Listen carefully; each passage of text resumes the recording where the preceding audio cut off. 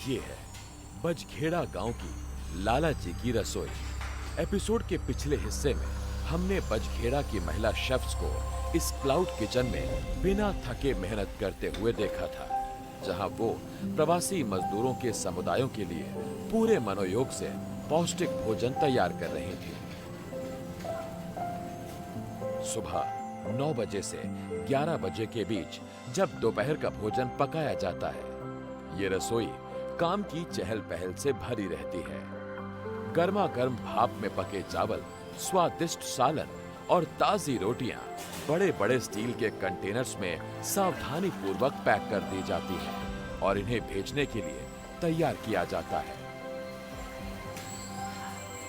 आज दोपहर का खाना उन निर्माण स्थलों पर भेजा जा रहा है जहां कई अलग अलग राज्यों से आए मजदूर काम कर रहे हैं। ये मजदूर उत्तर प्रदेश, पश्चिम बंगाल, बिहार, राजस्थान और मध्य प्रदेश के गांव से रोजगार की तलाश में दिल्ली आते हैं। वो कई बार अपने परिवारों के साथ भी यहां अपनी आजीविका के लिए आते हैं। शहर में हम लोग आते हैं तो हर चीज़ का दिक्कत होता है, रूम ये वो सामान वर्गर सब जो भी आता है खरीदने में फिर बनाने में टाइम लगता है। इसके वजह से यहाँ बना मिलता है वो सही रहता है। नहीं होता तो हम बना के लाना पड़ता है, नहीं तो ऐसे ही एडजस्ट करना पड़ता है। लाला जी का रसोई का खाना हमें बढ़िया लगता है और बढ़िया रहता है, शरीर से कोई दिक्कत नहीं आता है। उनके थी से हमें शुक्रिया करते हैं। यहाँ खाना अच्छा है, टाइम टाइम खाना मिलता है और उसमें खाना मतलब सब्जी जो है चेंज होता रहता है। ऐसा नहीं है जो एक ही सब्जी में बार बार खिलाते, ऐसा नहीं है। कभी पकौड़ा हो गया, कभी ये राजमा चावल हो गया, कभी खिचड़ी हो गया, उसके साथ पापड़ है, सब कुछ है। मतलब खाने का कोई दिक्कत नहीं है, क्योंकि यहाँ काम करके जाते हैं फिर बाजार उजार करो बहुत दिक्कत होता है। जब यहाँ खाना मिलता है तो अच्छा है, उसके लिए इसलिए यहाँ खा लेते हैं और कभी कभी अगर लेके रूम में भी चला जाते हैं, पैक करके रात का खाना लेके जाते हैं। महीने का हिसाब से कम एक आदमी का 4000 रुपये बच जाता है। हाँ 4000 रुपये वही पैसा हम घर पे भेज सकते हैं, अपना बच्चे को मतलब पढ़ा सकते हैं, स्कूल में भेज सकते हैं, फीस दे सकते हैं। ऐसे ही मतलब हमारा कंपनी में जो है काम कर रहे हैं तो बचत होता है। जहाँ हम काम करते हैं, हम स्कार फोल्डिंग का काम करते हैं, तो खाना खा के थोड़ा तंदुरुस्त है, ऐसा नहीं है, पेट खराब नहीं होता है। जो खाना खाते हैं साफ खाना खाते हैं। ऐसे हम लोग भी रूम में नहीं बना सकते क्योंकि इसमें सब कुछ मिलता है। लाला जी की रसोई में काम कर रही महिलाओं के लिए ये किचन केवल आर्थिक स्वतंत्रता का एक जरिया नहीं है, बल्कि उनके जीवन को एक नई दिशा और उद्देश्य देने वाला स्थान भी है। इस रसोई के प्रति इन महिलाओं की निष्ठा सिर्फ एक नौकरी से कहीं बढ़कर है। वो इसे अपनी एक ऐसी जगह मानती हैं जहां मेहनत और प्यार से उनके साथी श्रमिकों के लिए भोजन तैयार होता है। इस सेवा को देने में उन्हें गहरी संतुष्टि मिलती है। M3M फाउंडेशन द्वारा शुरू किए गए कर्तव्य प्रोग्राम में दिल्ली NCR क्षेत्र के प्रवासी मजदूरों के लिए खाद्य सुरक्षा सुनिश्चित करने की गहरी प्रतिबद्धता है।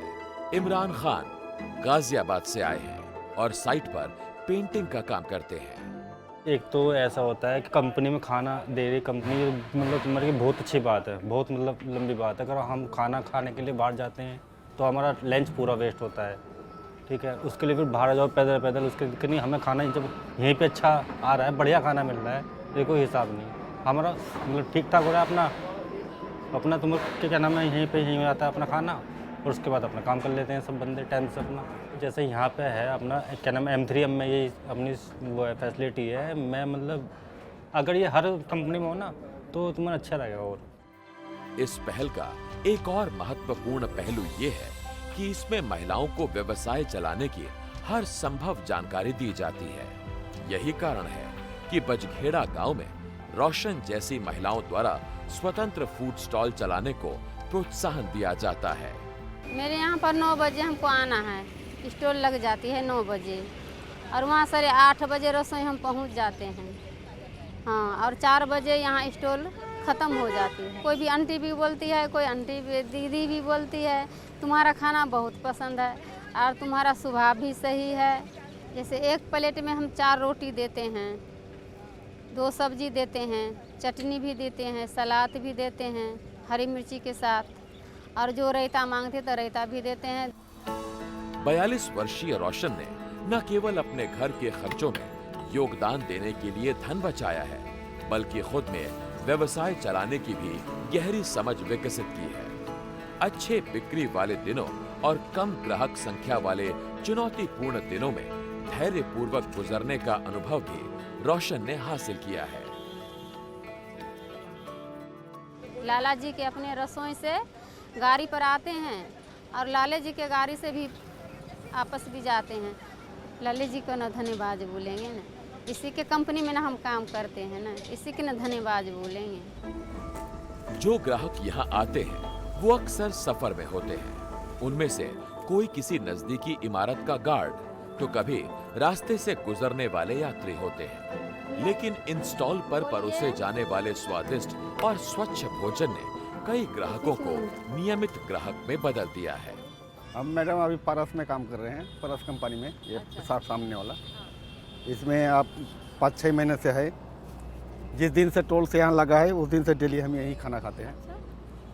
और बात हुआ कि हम अकेले बनाने पहले बनाते थे, अभी प्रॉब्लम आ रहे हैं तो खाना मिल जाता है तो ज़रूरी क्या है अपना बनाने का।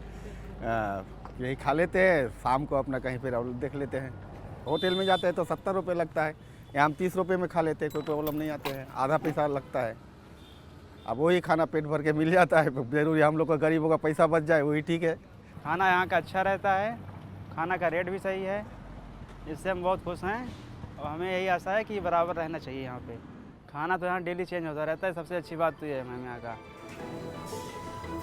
विजन ये है कि इन महिलाओं के लिए मजबूत बाजार संपर्क बनाए जाएं, ताकि वो पेशेवर तरीके से भोजन तैयार कर सकें, अपना आत्मविश्वास बढ़ा सकें और भविष्य में अपने खुद के उद्यम शुरू कर सकें।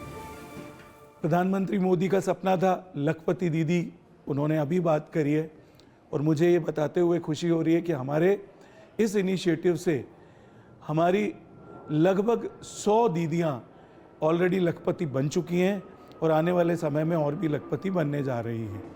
पिछले 8 महीनों में इन प्रयासों ने 3 क्लाउड किचन और 6 स्वतंत्र स्टॉल्स में काम कर रही महिलाओं को अपने जीवन यापन की बागडोर संभालने का सशक्त अवसर दिया है। लाला जी की रसोई उन महिलाओं के लिए आत्मनिर्भरता और आत्मविश्वास की यात्रा की शुरुआत है, जिन्होंने अपने घर की दहलीज से बाहर निकलने का साहस किया।